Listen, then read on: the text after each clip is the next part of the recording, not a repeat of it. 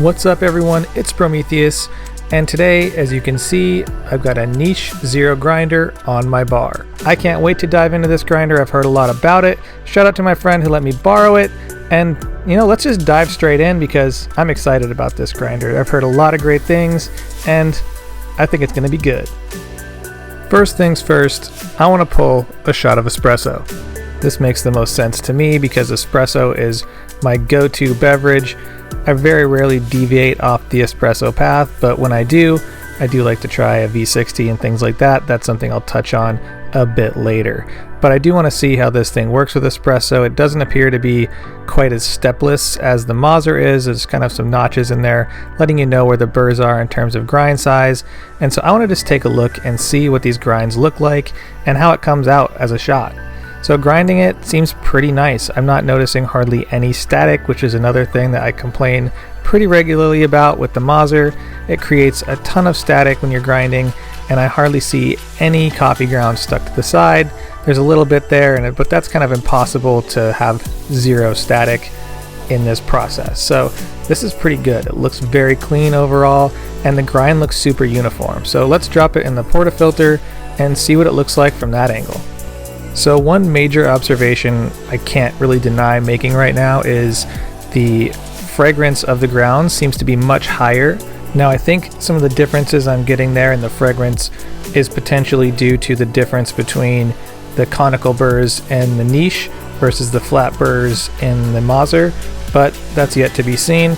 Let's get this shot cleaned up and see what it tastes like. But overall, I'm super impressed so far with the nice clean distribution of grounds, no clumping or anything like that, and so hopefully this performance will continue through the shot of espresso. There is no real difference to be discerned from the way it extracts, at least from watching it, and so all this is going to be based solely on taste from the flat burrs of the Mauser to the conical burrs of the niche. So let's give this a quick sip and see what sort of experience we have. Now, a lot of the conversation regarding conicals and flat burrs in terms of flavor differences is very anecdotal, and I'm just going to add to that experience generally. I feel like the conical burrs definitely are bringing out a lot more of those fruitier, more citric, more acidic notes in this coffee than the flat burrs did. Then those brought out more of those chocolatey, heavier bodied notes. So there's a different experience in there. Again, maybe it's just me using the flat burrs for so long that it's just so easy for me to say this, but I definitely feel like I enjoy this shot more through the conical burrs than I did through the flat. Now let's dive into retained grinds, as this is the main selling point for the niche. It was designed to make sure that it doesn't retain more than 0.1 or 0.2 grams after grinding. So let's test this theory. I've got 18 grams in, and let's see what comes out. So on this first test, 18 grams in, 17.9 grams out. That falls well within their advertised range of plus or minus 0.1 to 0.2 grams in your average output. And I just want to see how consistent this grinder is. Will it do this same amount over and over and over again, shot to shot? If it will, that's pretty impressive. All right, let's try this again. Let's run it back. 18 grams in, 18 grams in the grinder, and we're gonna get out, drum roll please, 17.9 grams on the scale. So that's pretty wild. Let's do it again.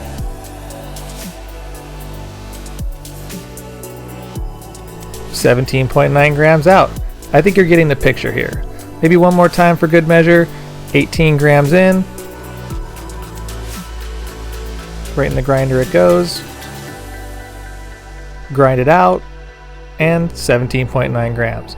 I think you get the picture. We don't have to do it over and over again, but it's super consistent. It puts out 17.9 grams or plus or minus 0.1 or 0.2 grams in every single time. So that's pretty awesome. Next up, let's make some filter coffee. Now, this is a little bit outside the norm for me. Those of you who have been in the channel for a while have probably seen that I rarely make drip coffee, and very rarely at home do I do a pour over, but I'm very curious to see how this works. There's not a ton of movement between the espresso and going all the way over to filter, it's just kind of wild that you can change those things so quickly and go from making a great shot of espresso to making a pour over on the same grinder. There are very few grinders that do this. You know, the Baratza won't do it, my Mazzer won't do it, and even super expensive commercial grinders like the EK43 from Malkonig won't do this because the espresso requires different burrs than what you make for filter coffee. So it's just crazy. So let's try this pour over and see how it is.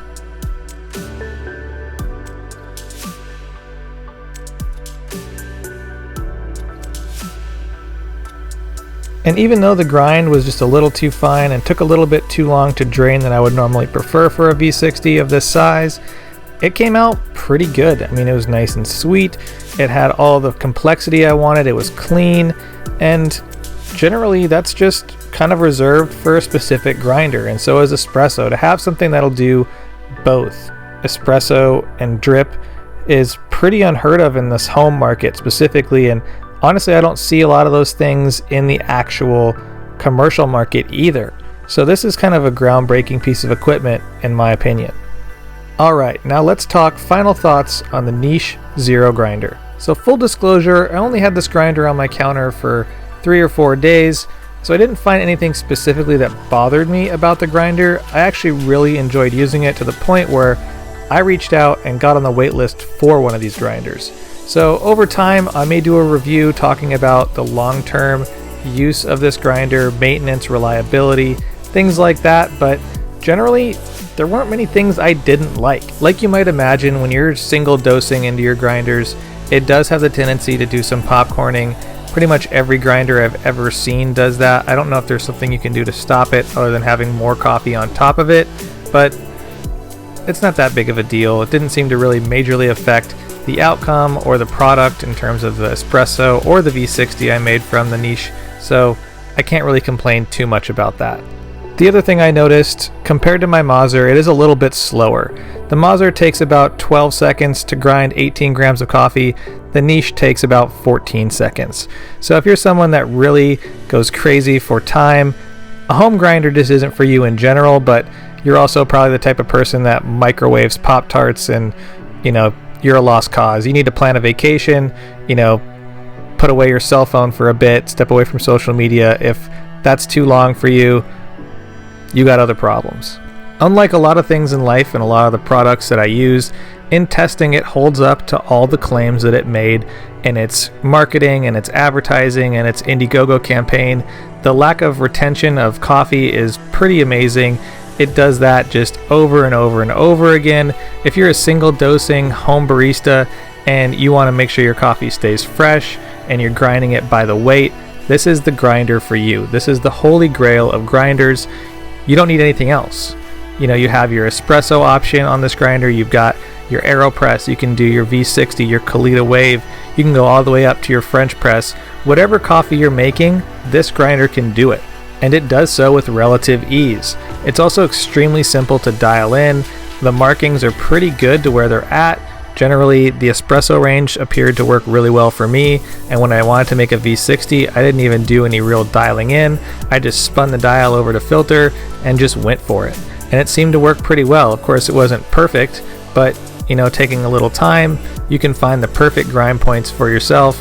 And if you're a home enthusiast and you're only making, you know, a few things a day, you won't really have to do a lot of movement until the burrs start to wear. So it's just a really great piece, just easy to use, very simple, and it pleases me as a coffee professional. I'm sure a lot of home enthusiasts who just, you know, make 1-2 cups a day will really enjoy this piece. And for the price, it's pretty much unbeatable. You're getting 2 grinders in one for about $700. So I can't complain, at least only having used it for about a week. Let me know in the comments below if you have one and you have any issues with it. I'd be curious to hear your thoughts. Also, just so you know, this isn't a sponsored video. This is just purely me talking here, so I just really love this grinder and I can't wait to get one on my counter. As always, big thanks to my January Patreon members: Aiden, Bound Coffee, Claire, Jonathan, Nathan, Noel, Robert, Spookus, Samantha, Steven, Thomas B, Thomas S, Tim, Lisa, and Mika.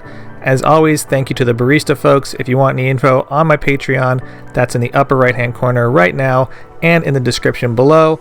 Also, thanks so much for watching. Don't forget to like, hit that subscribe button, and tap the little bell if you want notifications of new videos that I post every Friday. Follow me on Instagram at Sprometheus, the blog at Sprometheus.com, and as always, stay caffeinated, Pony Boy.